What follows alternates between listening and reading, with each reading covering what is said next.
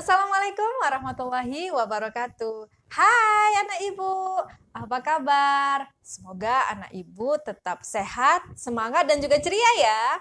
Nah, hari ini kita masih pada tema tanaman. Nah, subtemanya cara menanam tanaman dan memeliharanya. Nah, kita hari ini mau belajar tentang cara menanam tanaman. Nah, anak ibu pernah nggak menanam tanaman di rumah? Misalnya menanam bunga, cabai, dan sebagainya. Pernah kan? Nah, cara menanam tanaman itu banyak anak-anak ibu caranya. Yang pertama, bisa menggunakan biji.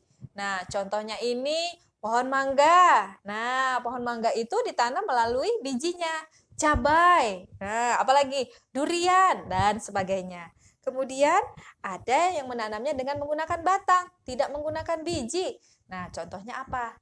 Contohnya daun ubi. Nah, mama yang di rumah suka masak daun ubi, ternyata menanam daun ubi hanya menggunakan batangnya saja.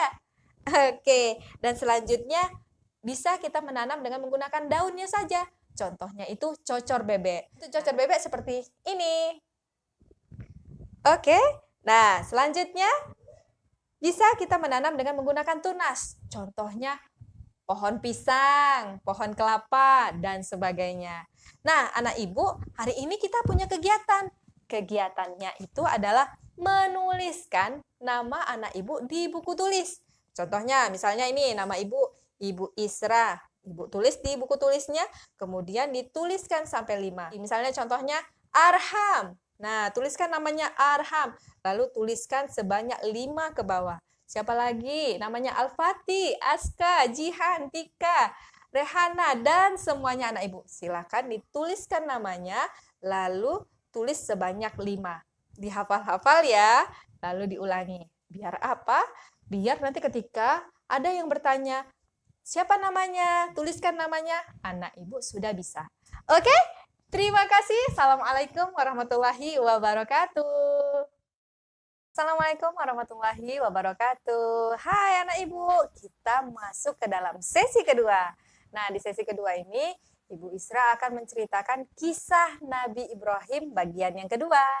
Nah, kisahnya seperti ini ya anak ibu.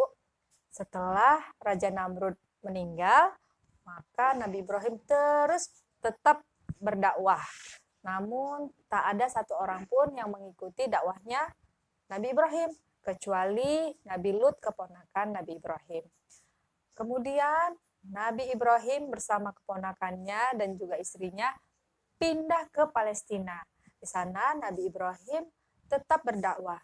Namun tidak ada juga yang menerima dakwaan dari Nabi Ibrahim.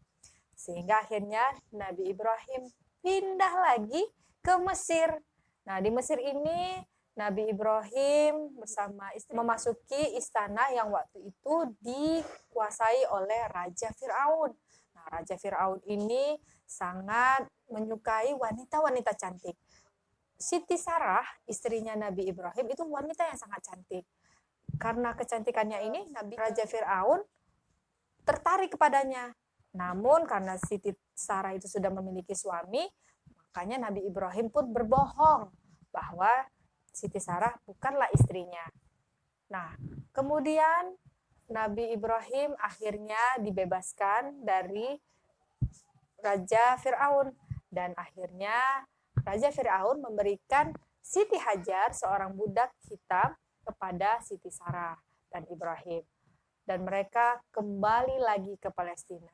Di Palestina mereka berdakwah sedikit demi sedikit, akhirnya dakwahnya itu jadi banyak.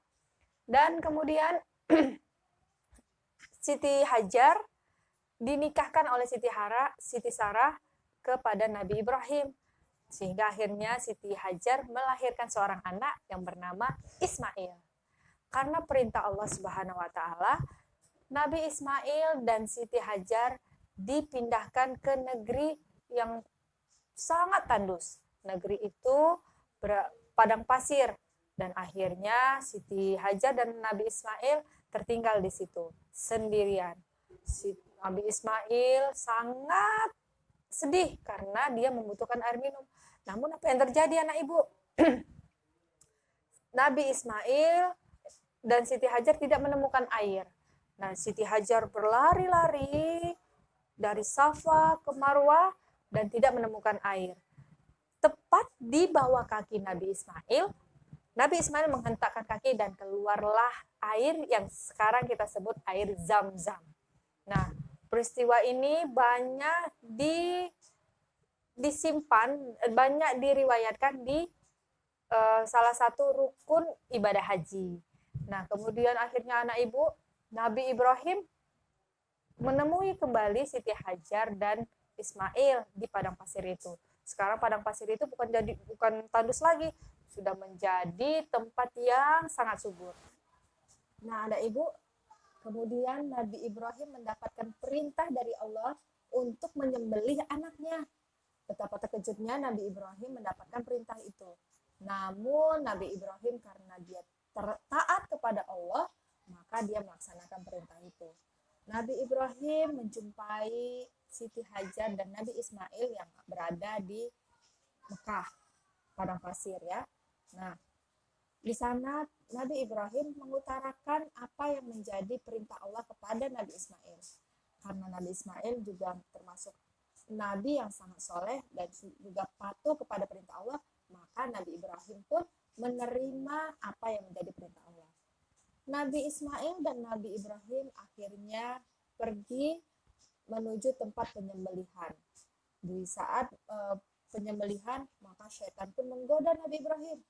Nabi Ibrahim melemparkan sebatu kepada syaitan tersebut. Dan akhirnya syaitan itu pun lari. Nah, anak ibu, kemudian proses penyembelihan Ismail pun dimulai. Dengan ketakwaan kepada Allah, maka Nabi Ismail pun disembelih oleh Nabi Ibrahim. Namun, apa yang terjadi anak ibu? Yang disembelih itu bukan Nabi Ismail. Allah telah merubah Nabi Ismail menjadi seekor kibas. Nah, atau sama dengan domba ya kalau kita saat ini.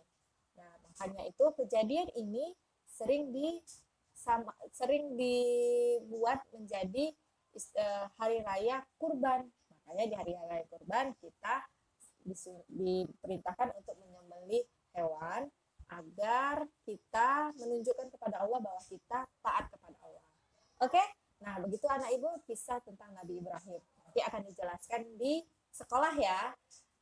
Oke, anak ibu, berikutnya anak ibu silakan lagi mengulang abjad, huruf, dan juga angkanya ya.